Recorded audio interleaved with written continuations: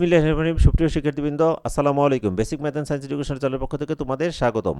তো এখন নিয়ে আসলাম অষ্টম শ্রেণীর বিজ্ঞান বইয়ের রিভিউ ক্লাস নিয়ে, অর্থাৎ রিভিউ ক্লাসে অষ্টম শ্রেণীর বিজ্ঞান বইয়ে কী কী বিষয় আছে সেই বিষয়টুকু নিয়েই আমি আলোচনা করব। তো অষ্টম শ্রেণীর বিজ্ঞান বই কিন্তু আমরা কেউ পাইনি, এবং এই বইগুলো পাইতে হয়তো মোটামুটি 1-1.5 মাসের মতো সময় লাগতে পারে। সেই জন্য আমাদের এই বইগুলো এই বইগুলোর পিডিএফ ফাইল ডাউনলোড করে আমাদের কি করতে হবে, বইগুলো পড়তে হবে। তো পিডিএফ ফাইল খুব সহজে ডাউনলোড করতে আমি একটি ভিডিও দিছি, ভিডিওর লিঙ্কটি ডেসক্রিপশনে দেওয়া থাকবে, সেইখান থেকে তোমরা ভিডিওটি দেখে নিয়ে খুব সহজেই পিডিএফ ফাইলগুলো ডাউনলোড করতে পারবা। এবং এখানে একটা কথা বলে রাখি যে পিডিএফ ফাইলগুলো ডাউনলোড করে তোমরা কিন্তু প্রিন্ট করেও সেগুলো তোমরা পড়তে পারো। তো এই যে অষ্টম শ্রেণীর বিজ্ঞান বই, এই বইটা 2013 শিক্ষাবর্ষ থেকে অষ্টম শ্রেণীর পাঠ্যপুস্তক রূপে নির্ধারিত হয়েছিল, এবং এটি 2025 সালে আসা শিক্ষাবর্ষের শিক্ষার্থীদের জন্য আবার পরিমার্জিত হয়েছে। তো এই বইয়ে কি কি আছে আমরা একটু দেখে নেই এক ঝলকে। তো এই যে সূচিপত্র, এখানে সূচিপত্রের এইদিকে আছে দেখো অধ্যায়ের নাম, এখানে হলো শিরোনাম অধ্যায়ের, এবং এখানে কত থেকে কত পৃষ্ঠা পর্যন্ত এই অধ্যায়গুলো আছে। তো প্রথম অধ্যায়ে কি আছে, প্রাণী জগতের শ্রেণীবিন্যাস। দ্বিতীয় অধ্যায়ে আছে জীবের বৃদ্ধি ও বংশগতি। তৃতীয় অধ্যায়ে আছে ব্যাপন ও বিস্রবণ ও প্রসাদন। চতুর্থ অধ্যায়ে আছে উদ্ভিদের বংশবৃদ্ধি। পঞ্চম অধ্যায়ে আছে সমন্বয় ও নিঃসরণ।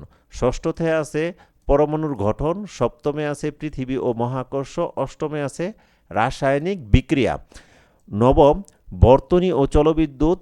দশমে আছে অম্ল, ক্ষারক ও লবণ। একাদশ আলো। দ্বাদশ অধ্যায়ে আছে মহাকাশ ও উপগ্রহ। ত্রয়োদশ অধ্যায়ে আছে খাদ্য ও পুষ্টি।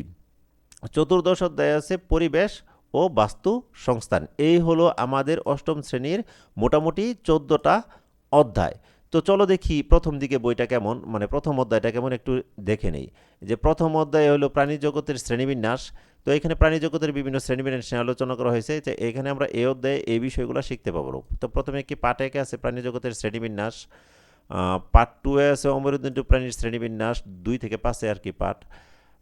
এরপর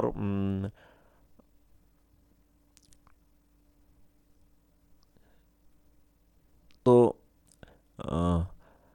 এই এই যে স্তন্যপায়ী প্রাণী, মানে সবটা প্রাণীর দেওয়া আছে শ্রেণীবিন্যাসের প্রয়োজনীয়তা, পার্ট 9-এ আছে।